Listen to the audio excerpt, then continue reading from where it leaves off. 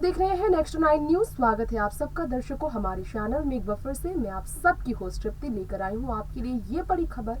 और ये खबर है खास तौर पर देखा जाए तो यहाँ पर किसी और नहीं बल्कि सुप्रिया सुले को लेकर। सुप्रिया सुले ने एक बार फिर से केंद्र सरकार पर जमकर हमला बोला है, मोदी जी पर जमकर तंज कसा है, कहा है कि खिलाफ बोलो तो कार्रवाई हो जाती है। ऐसे में सुप्रिया सुले की आवाज जो काफी ज्यादा बढ़ चढ़कर सामने आ रही है, क्या शिवसेना के प्रति उनका झुकाव है या फिर अपने चेहरे को और भी ज्यादा उभार रही है।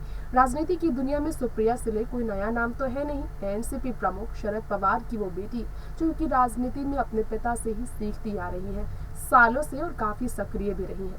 हाँ, ये सच है कि उद्धव ठाकरे के बहुत करीबी हैं, खास तौर पर शरद पवार का परिवार, जिसमें सुप्रिया सुले वो है जो कि उद्धव ही नहीं बल्कि आदित्य के भी करीब नजर आई।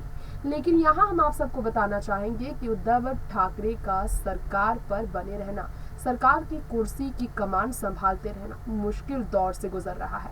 शिवसेना सरकार पर भाजपा ने जमकर हमला बोला, लेकिन अब भाजपा पर हमला बोलकर सुप्रिया सुले कई सवालों की तरफ लोगों का नजर डाल रही है। हमने पहले भी आपको बताया था कि एनसीपी की तरफ से सुप्रिया सुले सीएम का चेहरा बन सकती है, लेकिन अब फिर से ये बात सामने आ रही है। क्यों कहा जा रहा है, इस तरह की बातें क्यों कही जा रही है? क्योंकि सुप्रिया ने जो कहा और जिस तरह से जनता के बीच स्टेटमेंट आए हैं और भी कई, इस पर बात करेंगे। पहले सुप्रिया का सुनिए, सुप्रिया ने क्या कहा, सुनिए इस वीडियो।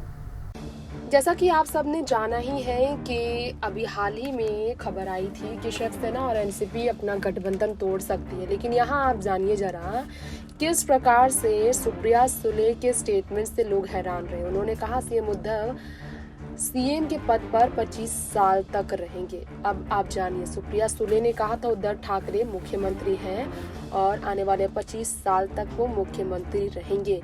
तो देखिए, मुख्यमंत्री बनने के खिलाफ बोल चुकी है सुप्रिया सुले, लेकिन जो आगे आप हमारे खास रिपोर्ट में सुनेंगे वो जानकर आपको झटका लगेगा। दरअसल सुप्रिया सुले जो कि सोनिया गांधी, राहुल गांधी और सबके साथ उद्धव ठाकरे की लीडरशिप से कोई दिक्कत नहीं रही है। इन्होंने किंग कहा है एक दूसरे को, लेकिन ऐसे में आप सबको बताना चाहेंगे शिवसेना और एनसीपी के बीच दूरियां बढ़ती जा रही है। संजय राउत ने ये बात कही थी कि सुप्रिया सुले ने कहा था कि आने वाले 25 साल तक मुख्यमंत्री तो उद्धव ठाकरे ही रहेंगे। अब वजह इसकी एक बताई जाती है क्योंकि सुप्रिया जो है खुद से सीएम पद पर उद्धव ठाकरे की जगह नहीं लेना चाहती है, क्योंकि सुप्रिया सुले का उद्धव ठाकरे के साथ बहुत गहरा रिश्ता है और आदित्य ठाकरे के साथ उनके बॉन्ड कई बार नजर आ चुके हैं। कई बार लोगों ने उनके अच्छे रिश्ते को देखा है। सुप्रिया सुले लेकिन खुद बीजेपी के खिलाफ हमला बोलने का कोई मौका नहीं छोड़ती। अब आप जान लीजिए कि सुप्रिया सुले ने केंद्र के खिलाफ हमला बोला और कहा है कि मोदी जी पर तंज कसते हुए उन्होंने कहा कि केंद्र के खिलाफ बोलने पर छापेमारी होती है।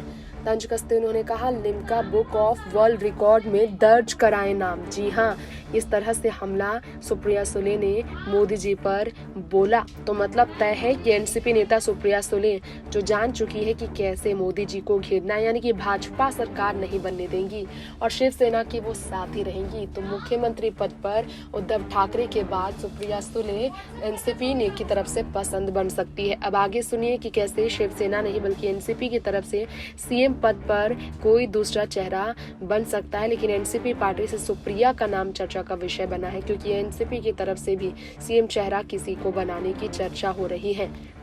तो आप सबने सुना कि सुप्रिया सुले ने क्या कहा, साथ ही साथ आप सबने जाना कि सुप्रिया सुले ने किस तरह से जवाब दिया। अब आगे हम आपको सुनाएंगे कि एनसीपी की तरफ से ही सीएम बनना क्यों तय बताया जा रहा है। तो सुनिए, एनसीपी की तरफ से ही सीएम बनना क्यों तय बताया जा रहा है, देखिए ये स्पेशल रिपोर्ट। महाराष्ट्र में अभी तक शिवसेना, एनसीपी और कांग्रेस की गठबंधन की पार्टी ने जिस तरह से राज किया है, सभी के जहन में ये सवाल था कि आप वाकई में आने वाले समय में शिवसेना के साथ अपनी गठबंधन को शरद पवार एनसीपी को जोड़कर रखेंगे। क्योंकि सवाल ये इसलिए खड़ा हुआ क्योंकि कुछ दिन बीते हैं, शिवसेना की ओर से एक नेता ने ये ऐलान किया, ये कहा कि भाजपा नहीं बल्कि कांग्रेस और एनसीपी हमारी असल में दुश्मन है, शिवसेना के दुश्मन। ये सुनने के बाद शायद ये बात शरद पवार के जहन में इस तरह बसा है कि वो इससे उभर नहीं पा रहे, क्योंकि अब एनसीपी नेता ने बड़ा दावा कर दिया है, महाराष्ट्र का अगला मुख्यमंत्री शरद पवार यानी कि एनसीपी की तरफ से होगा।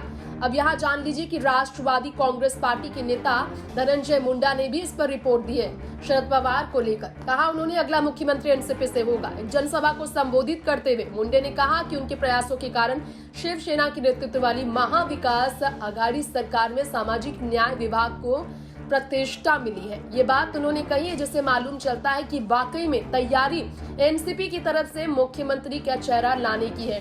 तो यहाँ जान लीजिए कि सवाल खड़ा है, क्या सुप्रिया सुले को बनाया जा सकता है मुख्यमंत्री का चेहरा, क्योंकि अभी उन्हें संसद में भेजा गया। अजीत पवार को डिप्टी सीएम बनाया गया महाराष्ट्र में गठबंधन की सरकार में, क्योंकि चाचा भतीजे की जोड़ी बहुत शानदार है और अपने भतीजे और अपनी बेटी दोनों का ही कदभार बराबर सत्ता में रखना चाहते थे शरद पवार। बड़ी शानदार से उन्होंने चाल चली थी, लेकिन धनंजय मुंडे ने कहा कि महाराष्ट्र का अगला मुख्यमंत्री शरद पवार के नेतृत्व वाली राष्ट्रवादी कांग्रेस पार्टी से होगा। शनिवार को बड़ी शहर में एक जनसभा को संबोधित करते हुए धनंजय मुंडे ने इस तरह की बात करके गारंटी दे दी है कि सुप्रिया सुले को मुख्यमंत्री का पद मिल सकता है और मुख्यमंत्री का चेहरा बनाया जा सकता है, क्योंकि अगले साल 2023 में विधानसभा चुनाव होने वाला है महाराष्ट्र में। उनके प्रयासों के कारण शिवसेना के नेतृत्व वाली महाविकास आघाड़ी सरकार में सामाजिक न्याय विभाग को प्रतिष्ठा मिली, उन्होंने कहा। और तो और आगे उन्होंने कहा, अगर कल ये सवाल उठता है कि सामाजिक न्याय विभाग किसे सौंपा जाए, जो भी अगला मुख्यमंत्री होगा और मुख्यमंत्री केवल हमारा ही होगा, मुख्यमंत्री कहेंगे कि चलो सामाजिक न्याय विभाग अपने राकंपा के पास रहने देते हैं, इस विभाग ने बहुत अधिक प्रतिष्ठा अर्जित की है।